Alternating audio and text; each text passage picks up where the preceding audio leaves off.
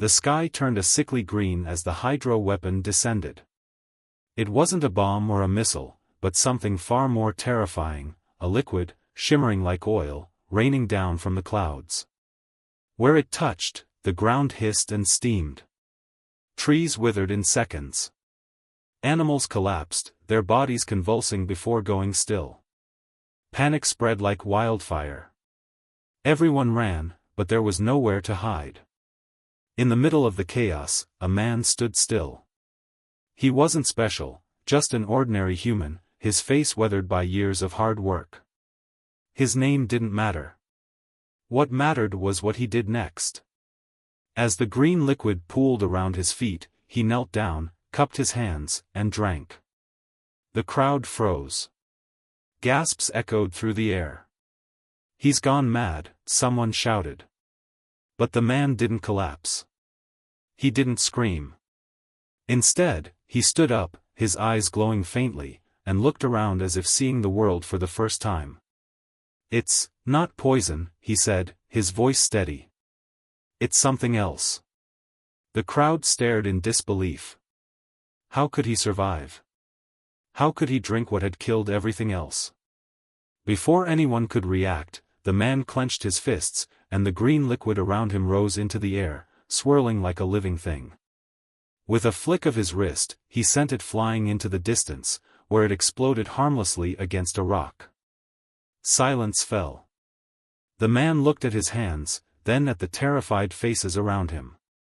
"We're not the ones who should be afraid," he said. "They are." The world changed overnight. News of the man who drank the hydro weapon spread like wildfire. Videos of the incident went viral, his glowing eyes, the way he controlled the liquid, the calm in his voice. Some called him a hero. Others called him a monster. But one thing was clear: humans were different.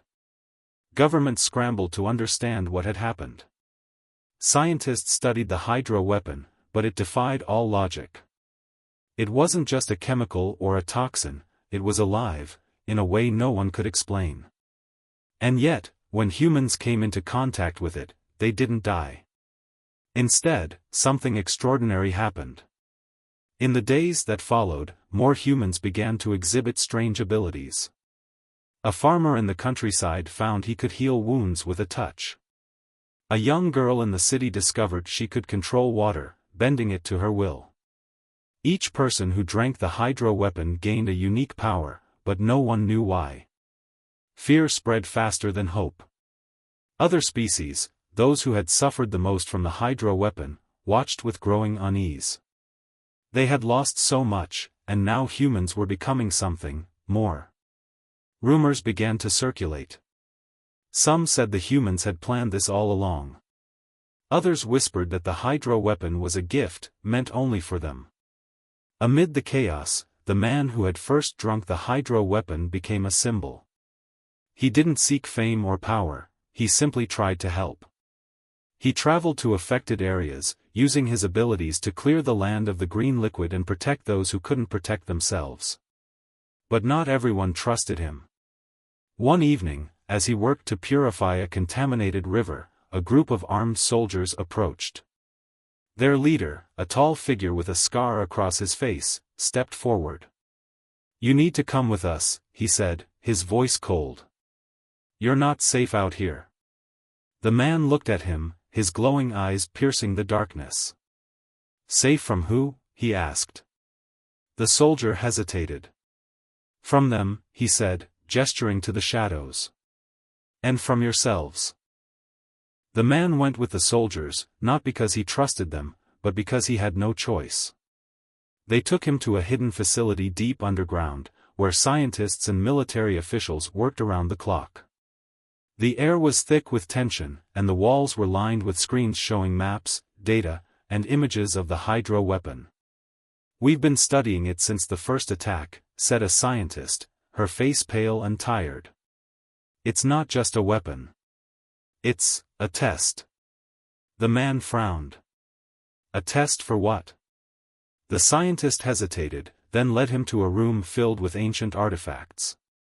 In the center was a strange device, covered in symbols that glowed faintly.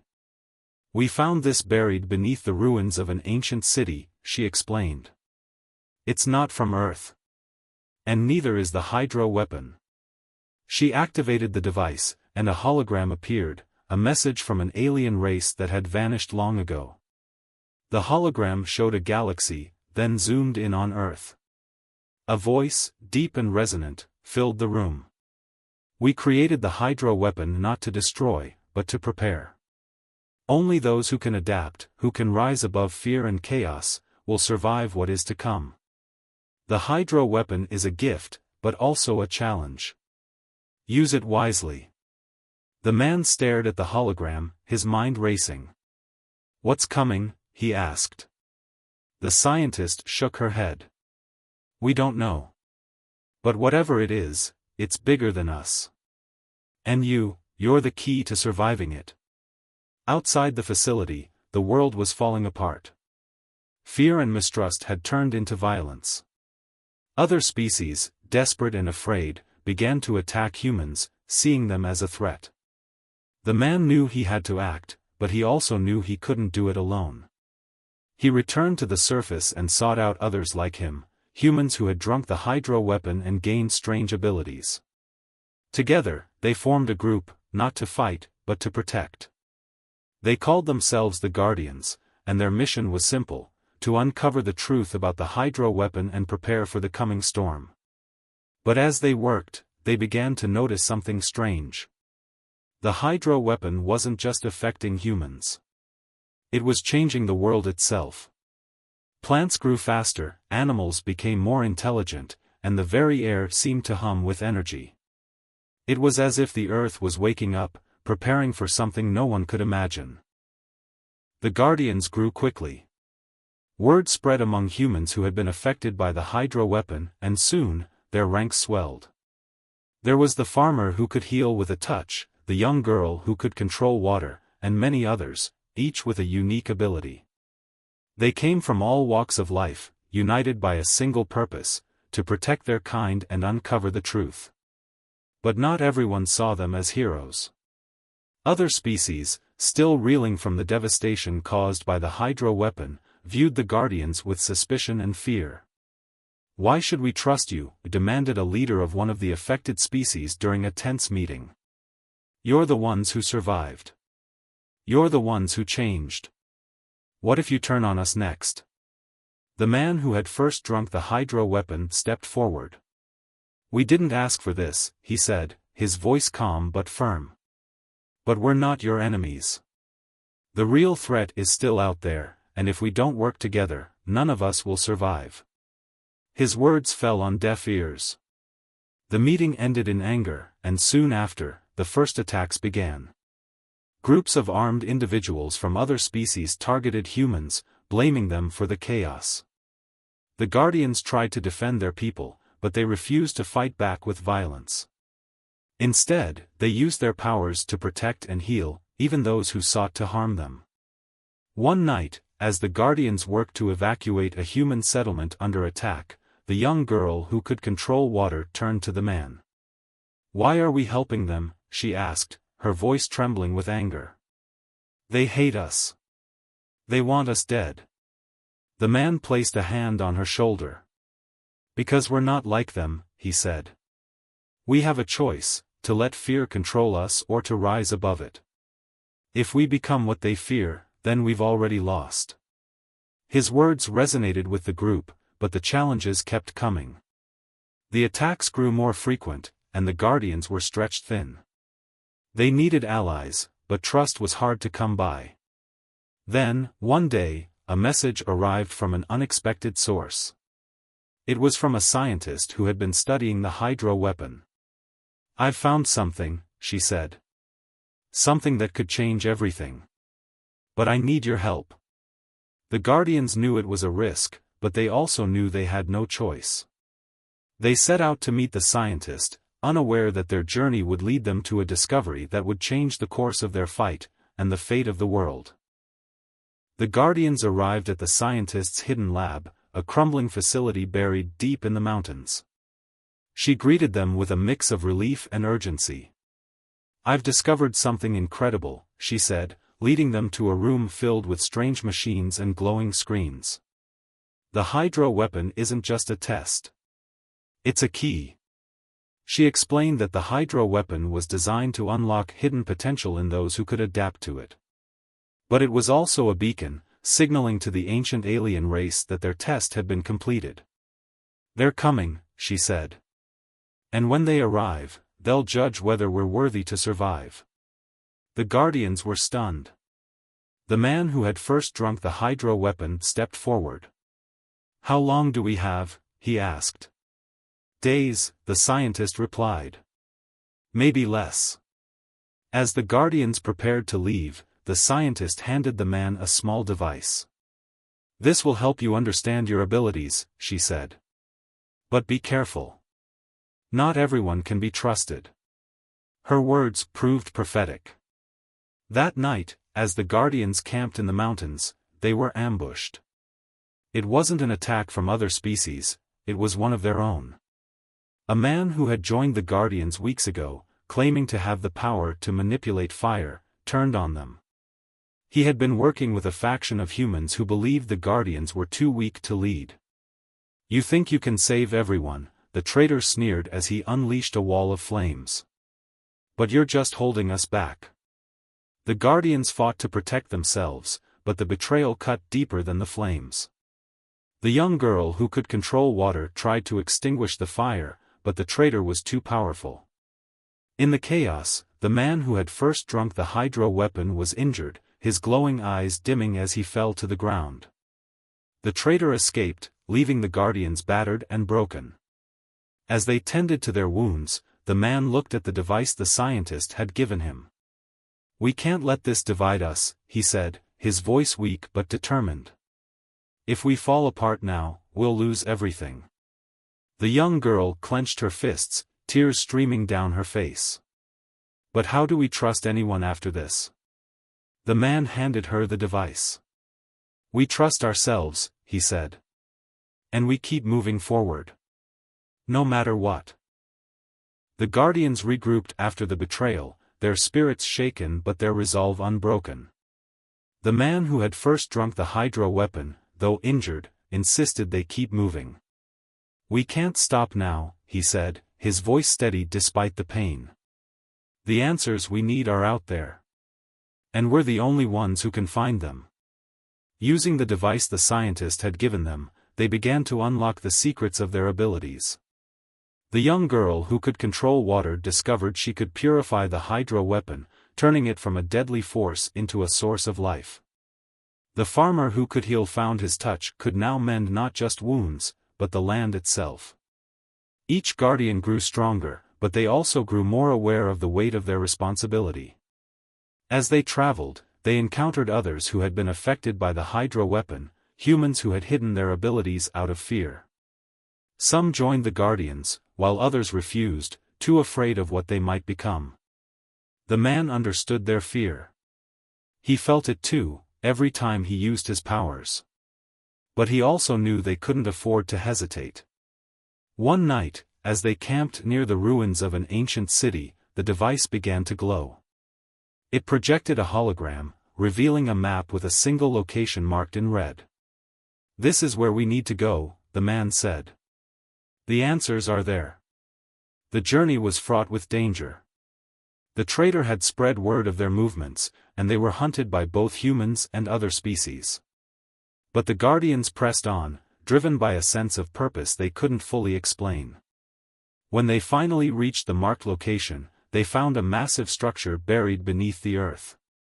It was unlike anything they had ever seen, a towering spire covered in the same glowing symbols as the device.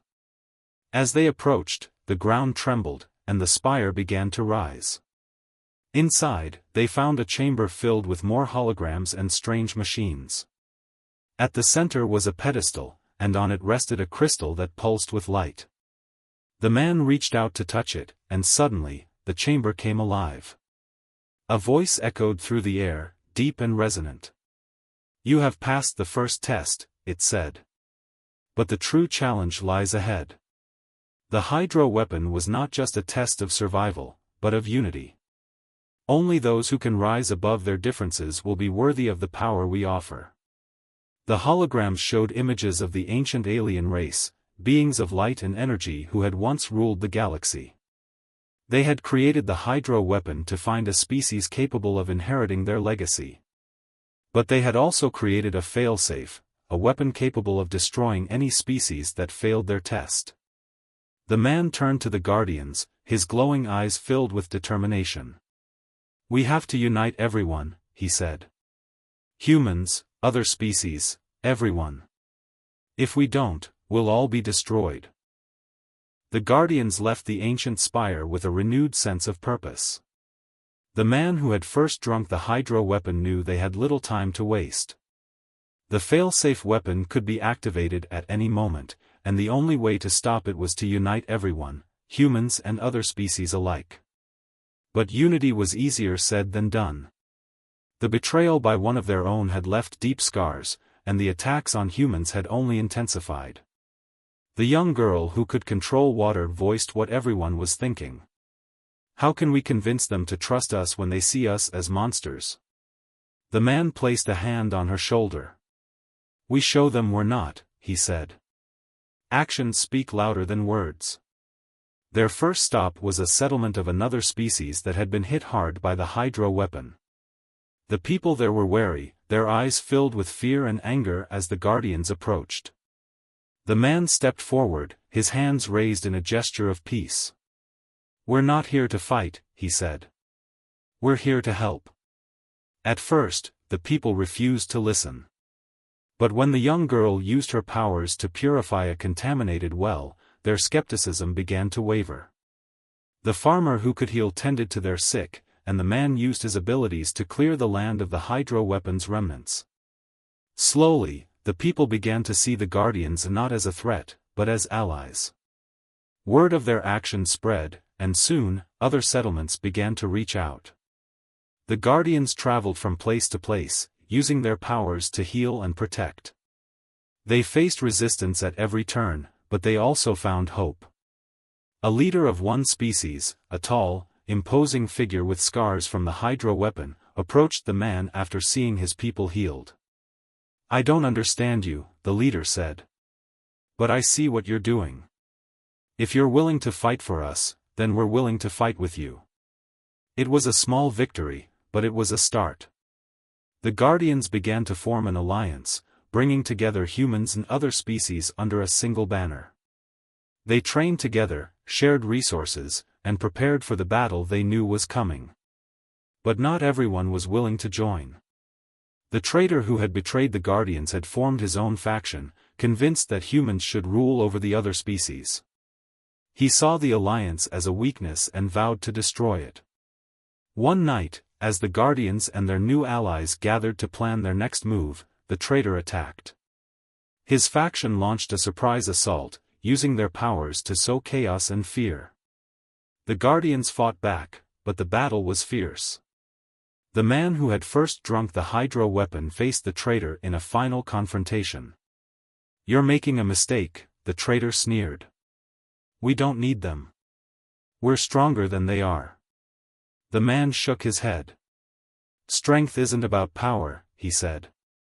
"It's about standing together. And that's something you'll never understand." With a final burst of energy, the man defeated the traitor, but the victory came at a cost.